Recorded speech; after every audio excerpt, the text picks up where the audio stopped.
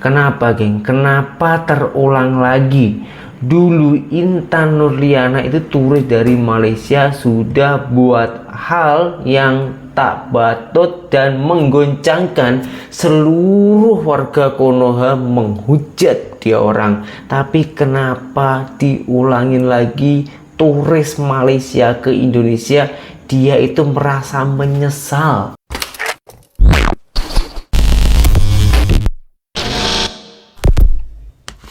Hai, halo geng, assalamualaikum warahmatullahi wabarakatuh.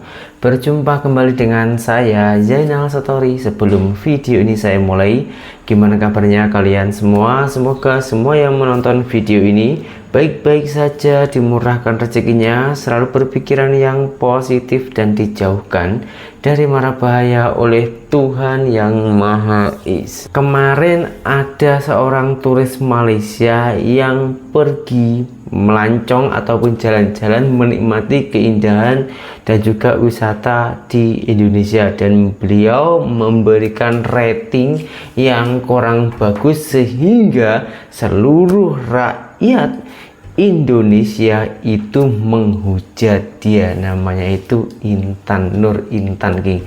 Itu turis Malaysia. Kini terulang lagi, geng. Ini orang Malaysia, turis dari Malaysia itu merasa menyesal setelah pergi ke Indonesia, tepatnya itu di Jakarta. Nah, penyesalannya beliau itu apa? Apakah penyesalan negatif seperti apa yang dikatakan ataupun yang dialami oleh Intan Nurliana dulu, ataupun penyesalannya itu karena baru pertama ini menikmati atau tahu hiburan ataupun wisata keindahan yang sebenarnya di Indonesia? Oke, gak usah berlama-lama, langsung kita simak saja videonya. Kita orang dekat theme park dekat Jakarta, and kita orang menyesal sebab datang sini. 3 pagi tadi I terjaga and then tak tahu nak pergi mana. Lepas tu I search kat Google apa nak buat hari ni. Lepas tu keluar theme park, nama dia Dufan, Dunia Fantasi. Search kat TikTok macam menarik, macam best, and dia orang cakap waktu weekday selalunya tak busy. Pergilah kan, tapi ya Allah ramai gila orang. Nak mampus beratur sejam kan. Tak tahulah kerja gila apa. Setengah penatnya. Tak tahu pula cuti sekolah ke time ni. Harapnya berbala. Basically kat Jakarta satu tempat ni nama dia Ancol Dreamland. Kat sini banyak sangat attraction yang korang boleh pergi, tapi tak boleh nak cover dalam satu hari. So kita orang pergi Dufan ni. Harga tiket dia surprisingly sangat murah tau. Actually waktu ni dia ada promo tau. Kalau korang nak pergi next time, please follow dia punya IG and tengok bila dia buat promo. Sebab I dah terlepas promo dia untuk beli online, so I beli offline. Offline pun still murah, RM90 satu kepala. Kita orang first time nak naik benda-benda macam ni, tapi terus naik yang ekstrim. Tak pernah pergi theme park seumur hidup. Anxiety. Benda ni je simple je, bukannya ganas sangat pun. Kenapa takut? Lah. Aku boleh. Wah!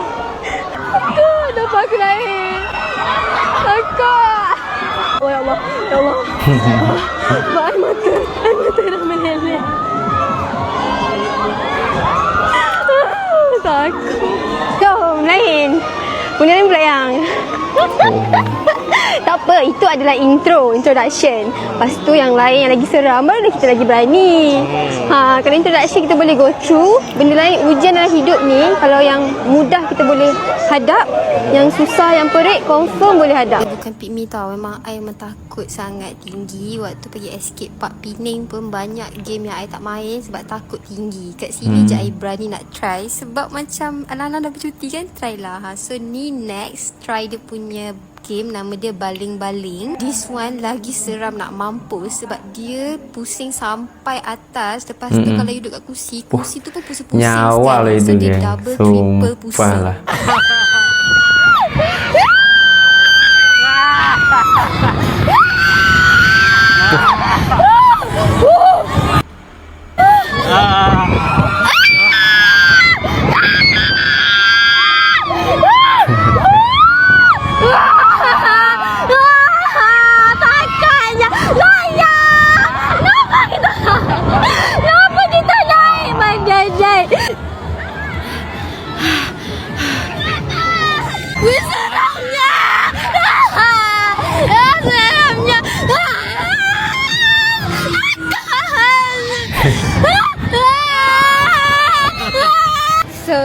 Sira nak mampus, tapi best gila. Nak repeat maybe tahun depan. Bukan hari ni ataupun bukan esok. Lusa, minggu depan, bulan depan tak ada. I bagi 10 out of 10 sebab dia seram tapi dia... Sorry shaking lagi ni. Dia seram tapi dia rasa secure. Sebab dia punya mainan tu semua macam safe. Mainan dia punya seat apa semua tu safe. Dia punya rate berapa? 10. Wow, wow. Best. Sebab I boleh depends on dia punya handle semua tu. I tak pegang pun tak apa sebenarnya. Yelah, I tak pegang. Jadi I tak takut langsung. Betul. Dia cuma enjoy. Walaupun I pengecut, escape pun I takut tau. I nangis sebab nak escape. Sebab rasa tak selamat. Yang ni tak nangis. Tadi nangis. Kenapa kita orang cakap kita orang menyesal? Sebab baru tahu pasal theme park ni pagi tadi. Tahu lagi awal, bolehlah plan nak datang sini yang betul-betul kan. Sebabnya dalam ni banyak sangat mainan and RM90 entrance fee tu berbaloi. Ni antara mainan dia yang ada kat sini. Tak dapat main semua benda tau sebab hari ni ramai sangat banyak rombongan. Sebab hari ni public holiday dia orang. So kalau korang nak datang nanti next time, make sure hari yang dia orang tak cuti lah. Korang boleh main semua benda. Oh, ternyata menyesalnya itu karena baru pertama kali dan juga berani naik mainan macam itu, geng. Dan dia orang juga pelik ya, karena di Indonesia itu juga banyak wisata-wisata yang harus dia dikunjungi dan harganya itu murah sangat, geng. Nah, karena kita sudah terlanjur basah ini ya membahas tentang Indonesia, jadi saya lanjutkan sampai habis, geng. Karena bukan hanya di Jakarta saja tempat wisata-wisata yang menarik. Sekarang saya tunjukkan ke orang di Surabaya, geng. Kuliner yang terbaik sejak tahun 70-an 1970 sampai sekarang masih ramai dan juga masih dirawat dengan bagus. Oke, nggak usah berlama-lama, kuliner apa saja yang dijual di sana dan tempatnya itu bagaimana, cuma langsung kita simak saja videonya. This place looks so run down and boring on the outside. Jujur cakap, masa go-car driver tu drop kita orang dekat sini, I terkejut. I ingatkan diorang hantar kita orang kat tempat yang salah. But it is so exciting and amazing on the inside. Rena dekat Pasar Atom sebab semua orang kata I kena cuba makanan dekat sini. Tempat ni is a classic example of don't judge a book by its cover. Pasar ni OG daripada tahun 70-an lagi. First, kita orang try kuih ni dalam perisa keju. This is really good. Rasa dia macam apom tapi ada isi. It's crunchy, it's warm, it's salty and it's soft. Korang pun 100% kena try serabi. I suka yang original tapi memang sedap. Dah sampai sini, mestilah try bubur Madura yang viral ni. Dekat Jakarta pun bubur ni sangat popular, terutamanya time puasa. Tapi disebabkan takjil war, susah nak dapat. So Rena pilih bubur Madura campur supaya you dapat rasa semua toppings dia. Kuih Melayu Rena yang paling favourite ialah tepung pelita. Korang bayangkan the putih of the tepung pelita is the base of this one. So dia punya berasa tu memang best. Disebab kita orang makan banyak sangat benda yang manis, kita nak cari benda savoury pula. This tastes like an airy nugget. Banyak tepung kat dalam, so it's really not my favourite. And Rena saved the best for last, which is this ayam goreng atom. And tempat ni nampak humble je, tapi ayam dia juicy, crispy. Dia punya flavour dan bumbu dia just right. I understand your reaction completely. It's so good. Kenapa beli 2 je? Selepas kita orang lahap 2 keping ni, kita orang order lagi 3. Ikut hati, I boleh makan 10 keping. Tapi kena bersabar ya. Rena sangat suka kedai macam ni. Dia tulis situ kalau ada kritik atau saranan, WhatsApp dekat situ. This is my critic. Korang datang and makan dekat sini. Korang order satu plate at least 5 biji. Okay? Sedap nak mati. This is one of the most best ayam goreng that I've tried in Indonesia, period. And pasar ni is attached to the mall. Of course, it has this like old vibe, but honestly, it's still so popular. Ramai gila orang. Keren juga ya. Dekat lantai basement mall ni penuh sangat dengan kedai emas.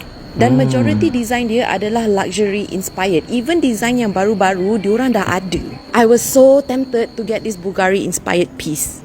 Dan kalau korang nak cari batik Indonesia murah, datang sini sebab design dia pun very interesting. After a while, I realised that this mall banyak sangat knockoffs. And although I tak beli apa-apa, it was certainly fun untuk cuci mata. Kalau orang Malaysia itu pergi ke Indonesia pasti merasa ringan, sebab mata uang Malaysia itu lebih tinggi daripada Indonesia, pastinya akan merasa lebih murah daripada di Malaysia sendiri, guys. Nah, di video berikutnya ini saya akan mengajak orang itu ke Bandung, karena Bandung itu sangat cukup terkenal ya di Malaysia. Kalau orang Malaysia itu sudah tak asing lagi lah kalau dengar kota Bandung. Banyak sebabnya orang Malaysia yang pergi ke sana. Nah, tapi biasa orang Malaysia pergi ke sana itu pergi kuliner-kuliner, tempat-tempat mall macam ini. Tapi kali ini saya mengajak orang itu ke tempat pantai wisata, geng. Nah, bagaimana wisata di Bandung, Indonesia, kotor ataupun bersih dan sebagus apa? Oke, nggak usah berlama-lama, langsung kita simak saja videonya. Day 3 solo travel in Bandung, and right now kita dekat Kawah Putih. Oh my god. Ya Allah, cantik, subhanallah. Ya Allah, subhanallah, sangat-sangat cantik ya Kawah Putih ni. I am juga. so speechless. The view is amazing, it's breathtaking. I rasa Bandung punya trip, this is the most worth it. And honestly, this is more worth it daripada Tangkuban Perahu. But ya Allah, cantiknya. Korang nampak tak ada view kat belakang ni? Okay, so tiket untuk masuk ke this Kawah Putih is around RM243,000, RM243,000 macam tu. Tapi kalau convert to duit Malaysia is around RM35,000. And for this view, take my money. Okay, untuk bau sulfur dia pula, I rasa kalau compare to Tangkuban Perahu punya sulfur punya bau lagi kuat because maybe it's still active volcano compared to this one. Kalau korang tengok yang kuning-kuning dekat hijau-hijau tu, ni lah sulfur dia. Kalau kita cakap pasal sejuk pula, I rasa sini lagi sejuk daripada Tangkuban Perahu. Maybe sebab dia lagi jauh ke atas, betul-betul ke atas gunung macam tu. Perjalanan nak ke sini literally ambil masa 2 jam. So memang vibe ala-ala Kundasang. Anyway, I will never get enough of this view. Dekat gunung ni memang besar gila dia punya ladang teh. So daripada Kawah Putih nak ke next stop tu memang kita orang akan lalu this one. So I minta supir I untuk berhenti sekejap sebab sayang dah sampai sini tak ambil gambar. Okay, so right now kita dekat Kawah Renggamis. Okay, I rasa this is gonna be my first time naik jambatan gantung sepanjang ini. Even waktu I kat Sarawak pun tak ada lagi, tak pernah lagi. But wow, look at this. So on the way nak pergi ke Kawah Renggamis, kita akan lalu dekat this jambatan gantung. Oh my god, look at that. Ngeri, geng. Siapa gayat? Saya tengok pun ngeri, Turun geng. jambatan tu kita akan terus sampai ke this part, which is the famous part untuk Kawah Renggamis. Bestnya, tengok tu, kita boleh bersila. Ya Allah, tengok gayatnya. Kita akan dapat tengok dia kawah daripada atas. Okay, so after you turun daripada tempat tergantung tadi, you still boleh turun lagi untuk tengok Kawah Renggamis secara dekat. Kita dah sampai bawah. Bawah ni ada kolam air panas and also the kawah yang tadi I tunjuk tu. Honestly, my first time pegang air dekat kolam air panas, betul memang panas. Okay, faham? So now kita dekat lakeside area ataupun glamping area. Specifically, this one is actually a Pinisi Resto. Tapi dia sebenarnya satu tiket je dengan Kawah Renggamis tadi. But look at the view! Okay, so fun fact, Pinisi Resto ni bentuk dia macam bentuk kapal. And konsep dia memang konsep kapal. So memang best. I rasa makanan dia suppose sedap sebab I tengok macam ramai gila yang order kat sini. Kalau korang drop dekat Kawah Renggamis, don't forget to buy the VIP ticket sebab it's including this place untuk korang explore. Okay, so after kita pergi ke all the kawah, turun daripada gunung, sekarang kita dekat Braga Street. This is how it looks like untuk Braga Street. Okay, kalau korang tengok macam kenapa dia dah macam dah nak gelap, padahal sekarang baru pukul 4.30, is because diorang punya sunset tu awal. Aku rasa kat sini banyak artis tau, artis yang melukis tu sebab this is like the second or third artist yang I nampak. Tapi basically Braga Street ni tempat lokal, tempat you hang out with friends and baik tempat makan juga sebenarnya. Kat sini kan semua nama-nama dia ada perkataan Braga. Coffee Braga, Braga Permai, Kedai Braga, Braga Corner. As of for now, I suka Braga ni because I love people watching. I suka macam duduk satu tempat and tengok orang buat apa. You know, macam playing tourist lah. Walaupun I'm not tourist. To give you guys an idea, Braga ni is actually a city walk. So our next stop right now is Sudirman Street. Untuk Sudirman Street ni dia macam ala-ala food court. Dia ada banyak gila jenis makanan and dia sangat-sangat meriah waktu malam. Tapi based on I punya supir, kawasan ni kawasan Chinese. So banyak orang-orang Cina yang makan kat sini. And makanan yang option dia pun banyak yang Chinese food. So kat sini ada banyak makanan-makanan menarik. Tapi kat sini juga ada banyak makanan-makanan non-halal. So siapa yang very particular ataupun Muslim untuk beli makanan kat sini, make sure you tak beli macam porky mie, babi cuka, subulung babi manis. Yang tu janganlah. Bagi tahu ya. And then I berperasan yang ni adalah hari terakhir I dengan I punya supir. And dia kasi I oleh-oleh from Bandung. Hari ni hari terakhir. Angga ada bawa pesan apa-apa tak? Halo Aka, Abang, jangan lupa kalau mampir ke Bandung pakai travelnya Diki Wahyudi, package murah Bandung, oke? Promosi so, lagi. day 2 and day 3 I pakai supir sebab I ada pergi tempat-tempat yang tak accessible by Grab. But tomorrow kita akan jalan-jalan. Jujur geng, jujur sejujur-jujurnya, setelah saya tengok video ini, saya tuh merasa iri dengan orang Malaysia. Saya sendiri orang Indonesia, saya belum pernah pergi ke tempat-tempat yang dia kunjungi itu. Secara tak langsung dia orang itu mempromosikan Indonesia, yang pada intinya kita ini juga harus bangga. Dia orang boleh menikmati suasana di Indonesia, keindahan Indonesia, dan kita sebagai orang Indonesia itu patutnya harus bangga karena dipromosikan oleh orang luar negara, yaitu orang Malaysia.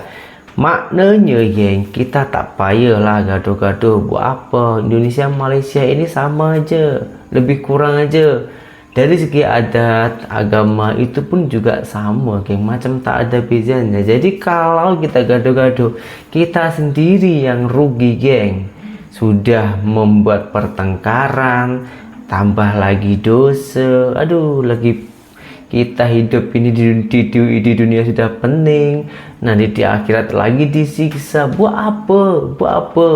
Lagi baik kita ambil yang positifnya saja gitu ya geng. Jadi salam sejahtera, tak ada pergaduhan. Semoga semua orang Indonesia ataupun orang Malaysia setelah tengok video ini kita biar boleh berdamai. Dan saya juga akan selalu mendoakan semoga Indonesia terus akan maju, Malaysia pun juga begitu. Saya Zainal Satori, seorang mantan TKI Malaysia. Salam TKI sukses. Assalamualaikum warahmatullahi wabarakatuh. Bye-bye.